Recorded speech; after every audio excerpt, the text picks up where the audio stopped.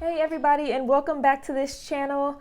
As you can see, not only is there a new background here, there is a new channel name.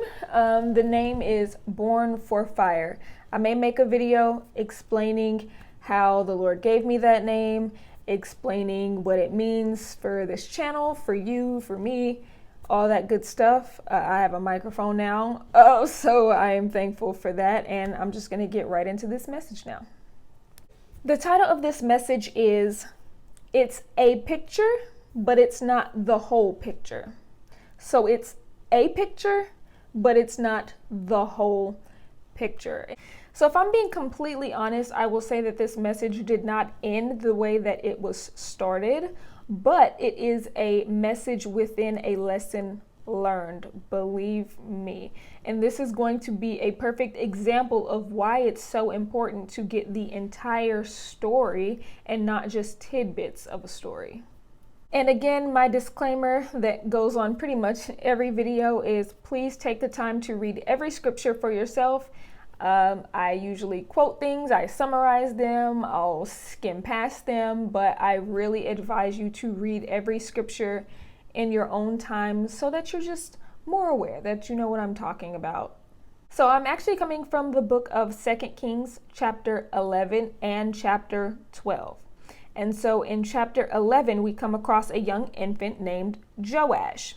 The chapter starts off by telling us about Joash's grandmother named Athaliah. A man named Ahaziah is Athaliah's son, and he is Joash's father. So you have Joash, Joash's father Ahaziah, and Ahaziah's mother Athaliah.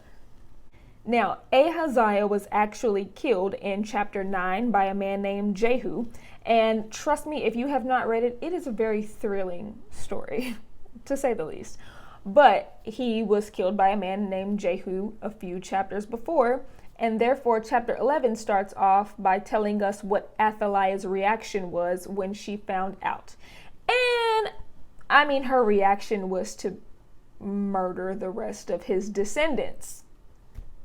Yeah.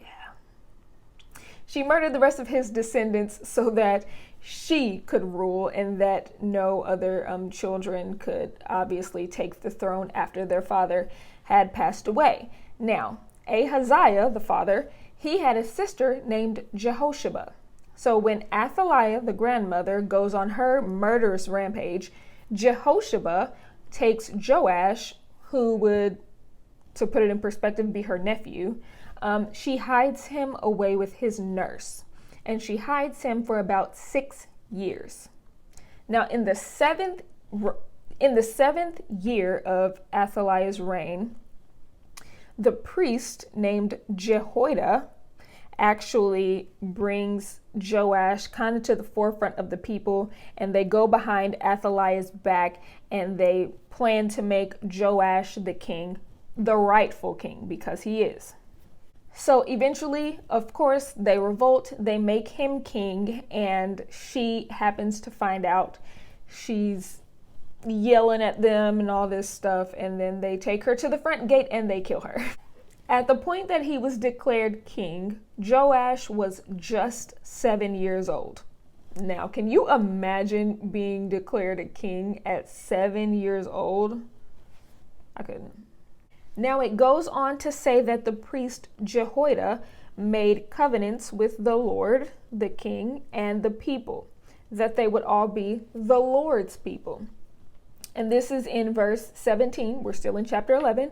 And he also made covenants with the king and with the people. Now from here, it actually says in verse 18 that the people of the land went and tore down the temple of Baal. They tore down the altars, they broke the statues, and they killed the priest of Baal.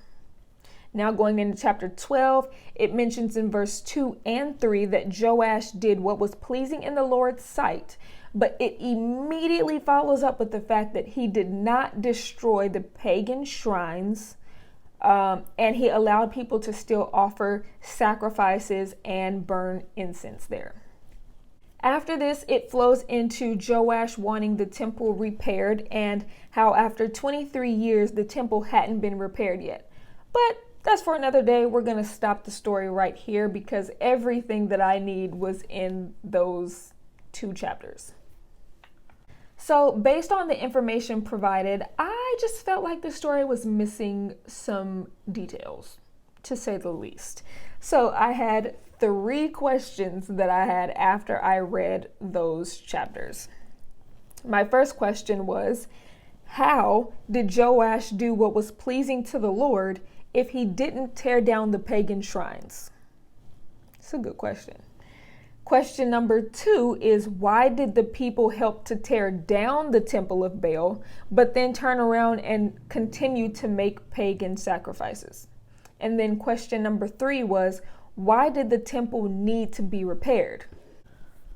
But even with my questions, I decided to go and format my message anyway. I was going to talk about how the temple of Baal was torn down, but they still dabbled in paganism. And in comparison, I was going to talk about how in today's time, we get rid of some idols or gods and we try to hold on to other ones. And in doing so, we tend to think that we're doing what's pleasing to God when we really aren't. Makes sense. But that message was based on the fact that I was not looking at the full story. What I've said so far is the majority of the story, but it's not all the story. And with that being said, after I got a few paragraphs into my message, my mind just went completely blank. I couldn't finish what I had started writing. Now, I can't tell you how God communicates with you, but for me, drawing a blank is a huge stop. It is a stop sign. It's a red light. It's anything that would make me stop doing what it is that I'm doing. And for me, this can mean one of 2 things. It can mean that there are details that he's not ready to reveal just yet. I can be inspired to start studying or writing something, sit it down and not come back to it until a year later, which I've done. I can even, I have a few messages like that I've planned on sharing, but we'll get to those. Or it can mean that I need to rethink, rewrite, reorganize something that I have because I'm potentially in error. And in this case, I can humbly say that I was in error. Okay, not on purpose, obviously, but I was errored in my perspective. So with that being said, I completely stopped the study and I wrote down those questions that I needed answered.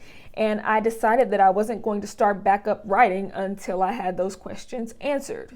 Now, honestly, about 9 days passed before I actually understood what information was missing from this study. The answers that I was looking for was not found in 2 Kings at all. It was found in the book of 2 Chronicles.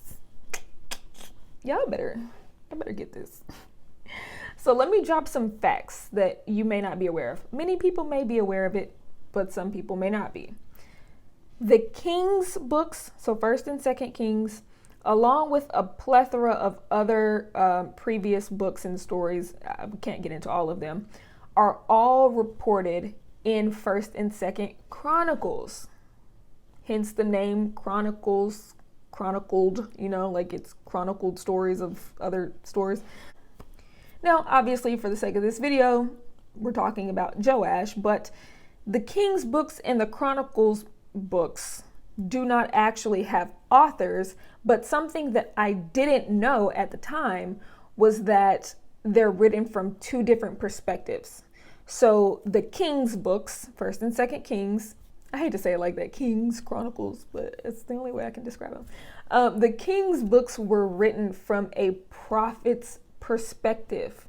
So a prophet wrote that, and they based that off of language. They based it off of quite a few things, which is how they know what person wrote it or what kind of person wrote it. And then the Chronicles books are actually based on a priestly perspective. Similar to the books of the Bible, you find yourself dealing with the same story or a similar story with just minor differences. Either something's added or something's taken away, but it's all different based on the perspective of the person writing. And if we jump back to the main focus of the lesson, I realized that there was information in 2 Chronicles 24 that was not in 2 Kings 11 and 12. And all of the information that was in 2 Chronicles answered the questions that I had about the initial story. We're going to go over those. So my first question was, how did Joash do what was pleasing to the Lord if he didn't tear down the pagan shrines? And if you will, we're going to go to 2 Chronicles chapter 24, verse 2. It says, Joash did what was pleasing in the Lord's sight throughout the lifetime of Jehoiada, the priest. Question number 2 was, why did the people help? And those are quoted, like I quote those. That's what it actually says. That's the scripture. And so the second question, why did the people help to tear down the temple of Baal, but then turn around and continue to make pagan sacrifices? We're going to go to 2 Chronicles chapter 24, verse 17. And it says, but after Jehoiada's death, the leaders of Judah came and bowed before King Joash and persuaded him to listen to their advice. They decided to abandon the temple of the Lord, the God of their ancestors, and they worshipped Asherah poles and idols instead. Because of this sin, divine anger fell on Judah and Jerusalem. Question number 3. Why did the temple need to be repaired? And that's in 2 Chronicles chapter 27, verse 7. And it says, over the years, the followers of wicked Athaliah had broke into the temple of God, and they used all the dedicated things from the temple of the Lord to worship the images of Baal. So all those questions that I needed answered were answered. I was just looking in the wrong spot. And even one extra tidbit of information, it actually reveals in 2 Chronicles chapter 22, verses 11, that Jehosheba, the one who initially hid Joash and his nurse, is actually married to the priest Jehoiada. They're married. That might not be interesting to anybody else, but it was interesting to me. They're married. So what is my point in saying all of this? I'm just here to show you how important it is to get the entire picture of a story, of a scripture, of anything in life. And it makes sense why more information would be mentioned in 2 Chronicles, because all of the information that was added were things that only a priest would know or be involved in, because again, it's from a priest's perspective. So of course it would have more information relating to priestly things.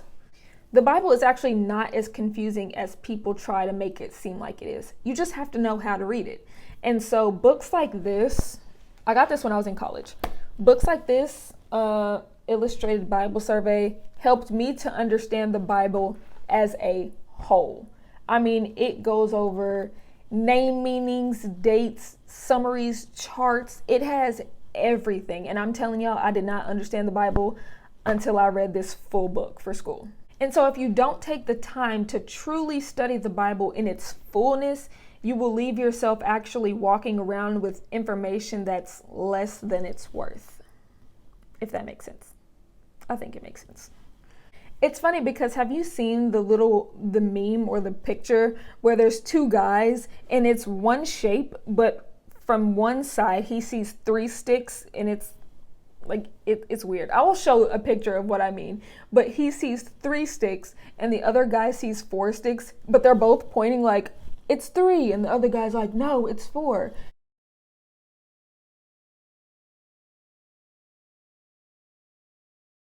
But the perspective that nobody talks about is the perspective of us as the viewer.